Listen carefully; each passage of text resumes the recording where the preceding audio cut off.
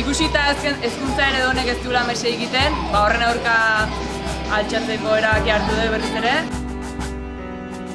Ikasleo kontura gea guri dagokigun errealidadek, hezkuntza sisteman errealidadek guri ez digula mese egiten, baizik beste interes batzuk defendatzen ditula.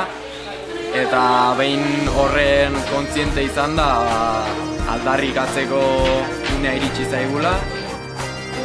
Otsai hontan ditugu Euskal Herriko kampus ezberdinetan unibertsitateek, eta gero San Mamesen bateratu egin genuen, eta horietan erakutsi dugu gure ustez behintzat nola beste hezkuntza eredu bat posible da, eta dudarik gabe hori eraikitzen alde borrokaiko deula.